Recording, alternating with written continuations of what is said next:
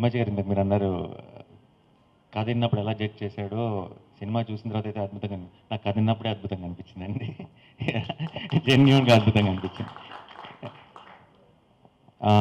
సినిమాలో అర్జున్కి BCCI event plan చేసినట్టు జెర్సీ టీంకి దిల్ రాజు గారు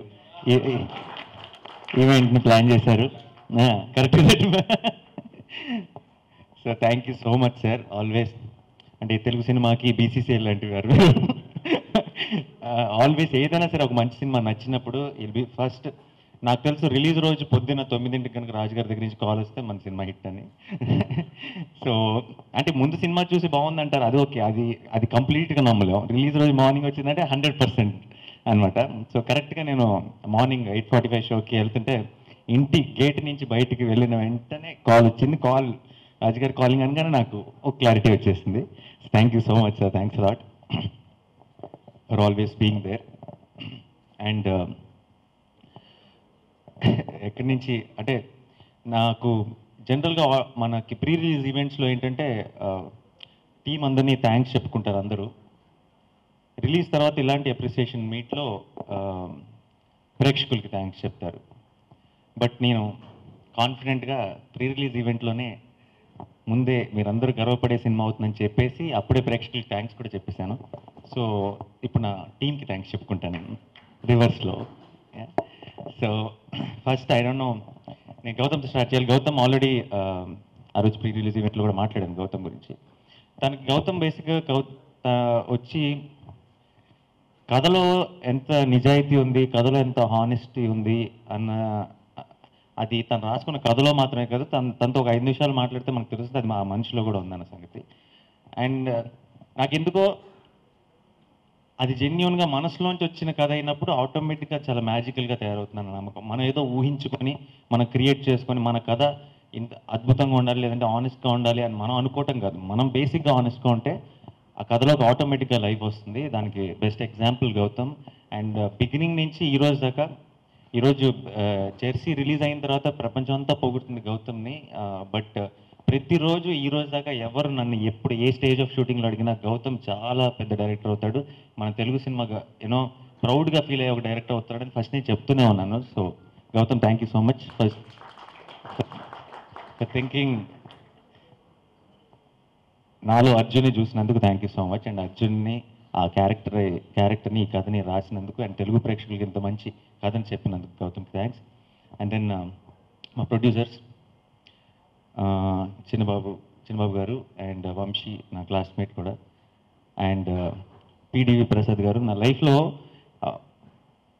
పిడివి ప్రసాద్ అన్న పేరు నేను ఎన్నిసార్లు చూశానంటే నాకు ఆయన ఇప్పుడే ఇక్కడ కలిసి నేనండి పిడివి ప్రసాద్ అని పరిచయం చేసుకున్నారు.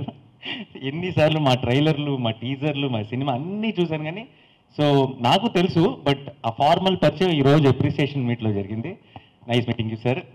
అండ్ చిన్నబాబు గారికి, వంశీకి థ్యాంక్స్ చెప్పాలి. ఎందుకంటే ఫస్ట్ నుంచి ఈ సినిమాని, అంటే ఇలాంటి ఒక సినిమాని యాక్టరు, డైరెక్టరు అందరూ చాలా ఎక్సైట్ అయిపోయి నమ్మి ముందుకెళ్ళిపోవచ్చు, కానీ పర్టికులర్గా ప్రొడ్యూసర్స్ అంటే ఒక బిజినెస్ యాంగిల్ నుంచి చూస్తారు కాబట్టి వాళ్ళు మేము నమ్మినంత నమ్మాల్సిన అవసరం లేదు.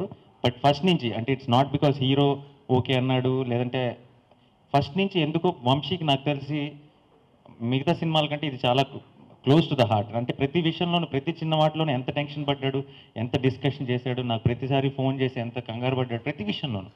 సో అంతగా నమ్మి కథని అంతగా ఓన్ చేసుకోకపోతే ఆ టెన్షన్ అంత ఉండేది కాదేమో. So thank you so much ఇంత నమ్మినందుకు. ఈరోజు మీరందరూ అప్రిసియేషన్ ఎంజాయ్ చేస్తుంటే నాకు చాలా చాలా సంతోషంగా ఉంది.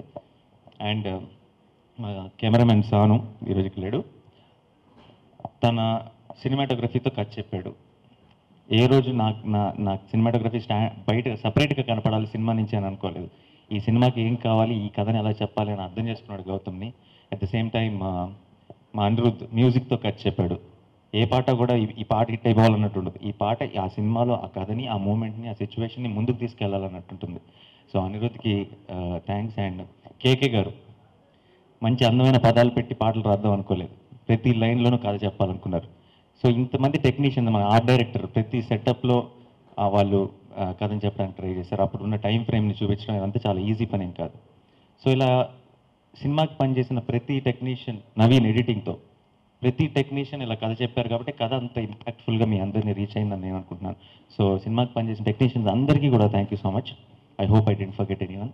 అని మర్చిపోలేదు. ఓకే. సో అండ్ యాక్టర్స్ విషయానికి వస్తే, ఈ సినిమాలో మూర్తి గారు లేకపోయినా, ఈ సినిమాలో సారా లేకపోయినా, ఈ సినిమాలో బుజ్జి నాని లేకపోయినా, ఎవరు లేకపోయినా, ఇది అర్జున్ సినిమా మాత్రమే కాదు, ఇది వీళ్ళందరి సినిమా. వీళ్ళెవ్వరు లేకపోయినా సరే ఈ సినిమా ఇంత కంప్లీట్ అయి ఉండేది కాదు. సో సత్యరాజ్ గారి గురించి కూడా నేను ప్రీ రిలీజ్ ఈవెంట్లో మర్చిపోయాను, ఎందుకంటే సత్యరాజ్ గారు ఆ రోజు రాలేదు, ఆ కంగారులో హడావిడిలో. సత్యరాజ్ గారుతో పనిచేయడం has been my most beautiful experience till date. ఎందుకంటే అంత పెద్ద స్టార్ అయి ఉండే ఆయన ఈ రోజు దాకా ఏ రోజు కూడా మేము చిన్న గంట కోసం పిలిచినా సరే చెన్నై నుంచి వచ్చి కష్టపడి పనిచేసి వెళ్ళిపోయేవారు. సో ఆయనకి ఫస్ట్ చెప్పాలి. నాకు లైఫ్ లాంగ్ సత్యరాజ్ గారు అంటే మూర్తి గారి మనసులో. Thank you so much sir. And మా సారా శ్రద్ధ చూసారా, సారానే వచ్చేస్తుంది ఆటోమేటిక్గా, అంతగా సారా అని ఫిక్స్ అయిపోయాం.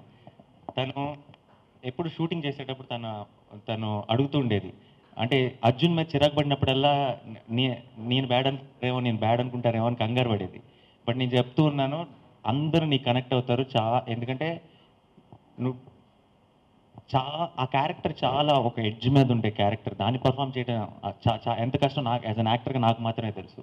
అండ్ తను అంత కన్విన్సింగ్గా పర్ఫామ్ చేసింది కాబట్టి ఈరోజు రిలీజ్ అయిన తర్వాత ప్రతి మెసేజ్లోనూ ప్రతి ట్వీట్లోనూ శ్రద్ధను కూడా పొగుడుతుంటే చాలా సాటిస్ఫైడ్గా అనిపిస్తుంది. ఎందుకంటే నిజంగా ఆన్ లొకేషన్ ఏదైతే అనిపించిందో అదే నిజమైంది ఈరోజు. Thank you so much Shraddha for being Sara. And మా చిన్న సూపర్ స్టార్ రోనిత్,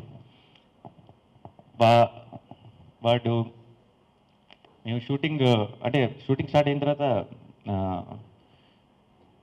వాడిని షార్ట్లో చూస్తుంటే ముద్దొచ్చేసేవాడు. అండ్ మాకు తెలుసు 100% వీడి కనుక క్లిక్ అయితే కంప్లీట్ మా ఎమోషన్ నెక్స్ట్ లెవెల్కి వెళ్ళిపోతుందని ఆ కాన్ఫిడెన్స్ వచ్చేసింది. బట్ నాన్ స్టాప్ మాట్లాడేవాడు. ఈ రోజు ఎందుకో మాట్లాడలేదు, మైక్ ఇచ్చినప్పుడు మైక్ లాక్కొని మాట్లాడేవాడు లొకేషన్లో ఉన్నప్పుడు, షూటింగ్లో ఉన్నప్పుడు. సో ఇన్ ఫ్యూచర్ కూడా చాలా మంచి సినిమాలు చేయాలని కోరుకుంటున్నాను. అండ్ ఐ డోంట్ నో ఇంకెవరు మర్చిపోయినా. ఓకే, మా ప్రవీణ్ బాదం పప్పుల్లో డైలాగ్. సో ప్రవీణ్తో ఇంతకుముందు కూడా చేశాను, బట్ ఈ సినిమా డెఫినెట్గా చాలా స్పెషల్గా గుర్తుండిపోతుంది. అండ్ బ్రహ్మాజీ గారితో యాక్చువల్లీ ఇంకొక చాలా అందమైన సీన్ షూట్ చేశాం. ఆ సీన్ సినిమాలో లేదు. ఓకే, సారీ బ్రహ్మాజీ గారు, తప్పలేదు. సో బట్ ఇప్పుడు లక్కీ చామ్ మీరు. సో ఈ సినిమా తర్వాత ఒక సీన్ అయినా అడిగితే వచ్చి చేస్తారని నేను అనుకుంటున్నాను. ఇందాకే చెప్తున్నారు కూర్చొని, ఇక నుంచి నేను ఇలా 1 డే రోల్ 2 డే రోల్స్ చేయనని చెప్తున్నారు. బట్ ప్లీజ్ మా సెంటిమెంట్ కోసమైనా కొంచెం కోఆపరేట్ చేస్తారు. పెద్ద రోలేనా? ఓకే, సరే, ఫిక్స్ అయ్యారు బేసిక్గా. ఓకే. సో నీర్జా సినిమాకి కాస్ట్యూమ్స్ చేసింది తను.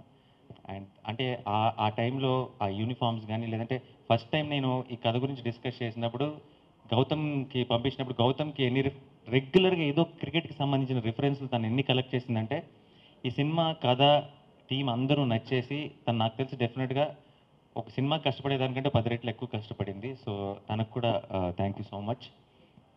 అండ్ మా డానియల్, మా క్రికెట్ కోచ్, ఈరోజు క్రికెట్ కన్విన్సింగ్గానే ఆడాను అని అందరూ అంటున్నారంటే దానికి డానియల్ ముఖ్య కారణం. సో డానియల్కి థ్యాంక్స్ చెప్పాలి. సో అందరికీ థ్యాంక్స్ చెప్పేశాను. ఫస్ట్ ఆఫ్ ఆల్ ఈరోజు సినిమా జెర్సీ రిలీజ్ అయిన తర్వాత నాకు అర్థమైంది ఏంటంటే, బేసిక్గా అటు ప్రేక్షకుల్లో కానీ, ఇటు మీడియాలో కానీ, ఇటు సినిమా ఇండస్ట్రీలో కానీ, ఫ్రెండ్స్లో కానీ, అందరిలోనూ బోల్డ్ అంత ప్రేమ ఉంది. ఆ ప్రేమ మనకి ఇవ్వడానికి మనం వాళ్ళకి ఒక రీజన్ ఇవ్వాలంటే, సో ఈరోజు మేమందరం, మా టీం అందరం కూడా ఆ రీజన్ జెర్సీ అయింది. జెర్సీని ఇచ్చాం. అండ్ మా సైడ్ వస్తున్న లవ్ అండ్ ఎఫెక్షన్ చూస్తుంటే ఇంత ప్రేమ ఉందా అని అనిపిస్తుంది. So thank you so much. And ఎప్పుడు అనిపించేది, సినిమా రిలీజ్ ముందు నా సినిమా చూసుకున్నప్పుడు నా మనసులో ఎప్పుడు ఈ ఆలోచన, ఈ థాట్ ఎప్పుడు క్రాస్ అవుతుంటుంది.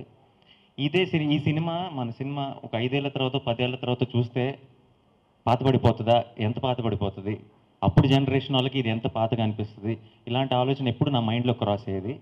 బట్ ఈరోజు ఫస్ట్ టైం కాన్ఫిడెంట్గా చెప్తున్నాను, ఇక్కడ ఈ స్టేజ్ మీద ఉన్న మేమందరం పాతపడిపోవచ్చు, మీ కెమెరాలు పాతపడిపోవచ్చు, ఈ హాల్ పాతపడిపోవచ్చు, జెర్సీ ఎప్పటికీ పాతపడదు. Thank you so much. Thanks a lot. Thank you.